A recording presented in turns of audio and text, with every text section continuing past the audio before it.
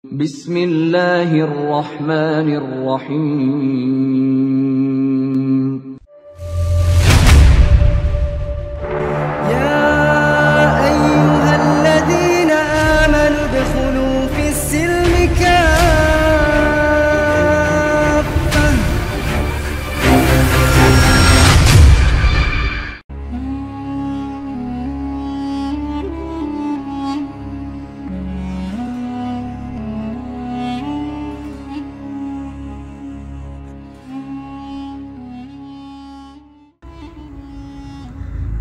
Bismillahirrahmanirrahim. Assalamualaikum warahmatullahi wabarakatuh. Pada kesempatan kali ini saya akan menyampaikan sejarah mengenai salah satu pasukan daripada Turki Utsmani, yang mana pasukan ini dikenal mempunyai persenjataan elit. Nah, pasukan ini dikenal dengan nama Janissary. Tujuan saya menyampaikan sejarah ini tidak lain adalah untuk menambah wawasan kita semua, agar kita dapat mengetahui hal-hal yang berkaitan mengenai sejarah-sejarah di masa lalu. Nah, bagaimana sejarahnya? Marilah kita simak pembahasan berikut ini. Janissary atau Angkatan Bersenjata Elit Kekaisaran Turki Utsmani yang paling ditakuti di Eropa dan sekitarnya selama berabad-abad. Selama akhir abad pertengahan, Janissary ini muncul sebagai salah satu kekuatan militer paling kuat di dunia, di mana Janissary ini adalah pejuang paling terlatih yang pernah dilihat Eropa dan Timur Tengah sejak zaman Kekaisaran Romawi, di mana jumlah mereka mencapai 200.000. Setiap orang dari mereka telah dipersiapkan sejak usia dini untuk membela kepentingan politik Kekaisaran Utsmani yang sedang berkembang. Nah, sebagian besar prajurit diambil dari rumah tangga Kristen di usia muda, kemudian masuk ke dalam agama Islam, dan kemudian berlatih selama bertahun-tahun. Nah, Janissary ini hanya setia kepada Sultan, meskipun pada dasarnya mereka diperbudak, akan tetapi mereka mendapat kompensasi yang baik yang berupa layanan yang baik. Nah, tetapi militer Janissary ini mungkin juga memastikan bahwa pengaruh politik mereka akan terus menjadi ancaman bagi kekuasaan Sultan sendiri. Inilah yang akhirnya menyebabkan pembubaran pasukan elit serta diikuti pemberontakan massal di awal abad ke-19.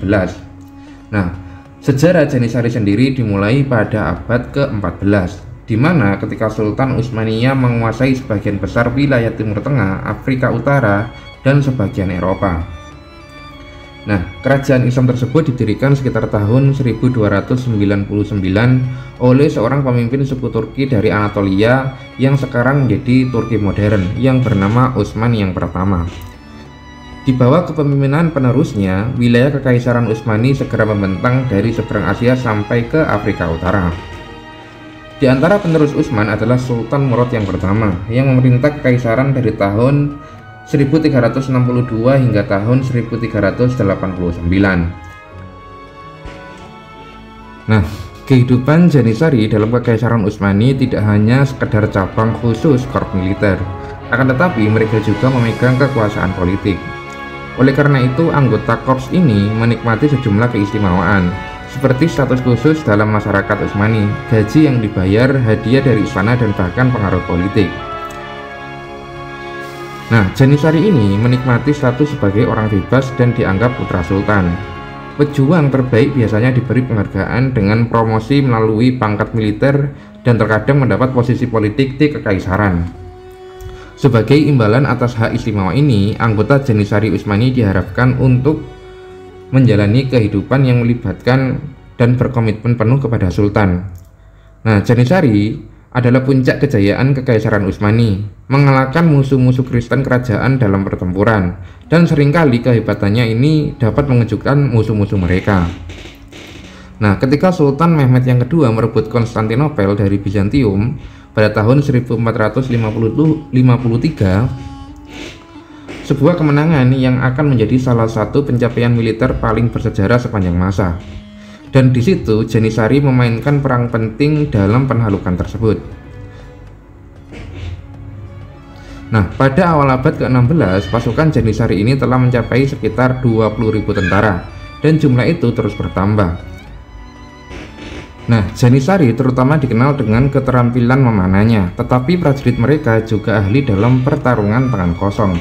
Dan ini adalah kombinasi yang menyeramkan untuk melengkapi artileri canggih Kekaisaran Utsmani. Nah, seragam pertempuran pasukan Janisari tergolong tipis dibandingkan dengan pasukan lawan yang umumnya menggunakan baju besi berat.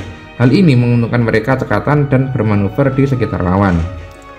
Selain peran mereka dalam jatuhnya Konstantinopel, Janisari sendiri mengalahkan banyak musuh Kekaisaran Utsmani lainnya. Mungkin momen terbesar dalam sejarah militer mereka adalah pertempuran Mohacs, yaitu pada tahun 1526, di mana mereka menghancurkan seluruh kavaleri Hungaria dan membunuh Raja Hungaria, yaitu Raja Louis yang kedua. Nah, kepala seluruh korps Janisari adalah Yanicheri atau Aga Janisari yang dianggap sebagai pejabat tinggi istana. Dan anggota terkuat sering naik pangkat dan mengisi posisi birokrasi yang lebih tinggi.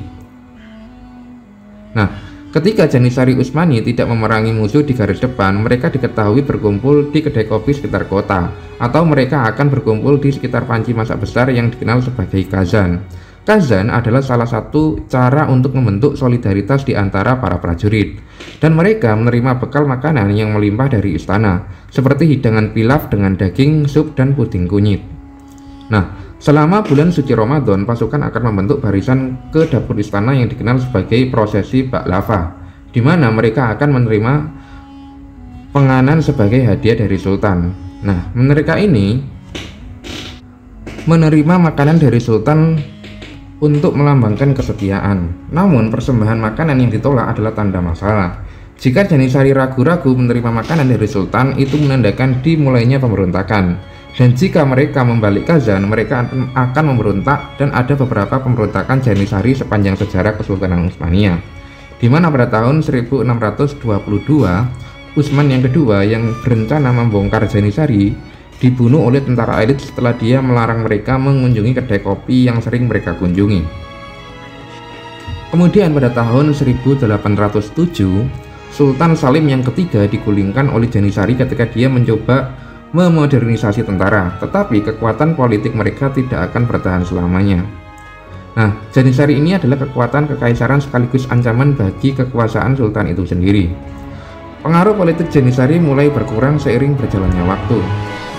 Ketika Devisme dihapuskan pada tahun 1638 dan keanggotaan pasukan elit didiversifikasi melalui reformasi yang memungkinkan Muslim Turki untuk bergabung. Nah, terlepas dari pertumbuhan jumlah mereka yang sangat besar selama berabad-abad, kecakapan tempur Janisari mendapat pukulan besar karena kriteria perekrutan kelompok yang dilonggarkan, seperti penghapusan aturan selibat. Nah, kemunduran Janisari yang lambat mencapai puncaknya pada tahun 1826 di bawah pemerintahan Sultan Mahmud yang kedua. Ketika itu, Sultan ingin menerapkan perubahan modern pada pasukan militernya yang ditolak oleh tentara Janisari. Untuk mengungkapkan protes mereka, Janisari membalikkan kuali Sultan pada tanggal 15 Juni, menandakan bahwa pemberontakan sedang terjadi. Namun, Sultan Mahmud yang kedua mengantisipasi perlawanan Janisari yang sudah selangkah lebih maju. Ketika itu dia menggunakan artileri kuat Kesultanan Utsmania untuk menembak ke arah barak mereka dan menumpas mereka di jalan-jalan Istanbul. Menurut Aksan, orang-orang yang selamat dari pembantaian itu diasingkan atau dieksekusi, yang menandai berakhirnya Janisari yang tangguh.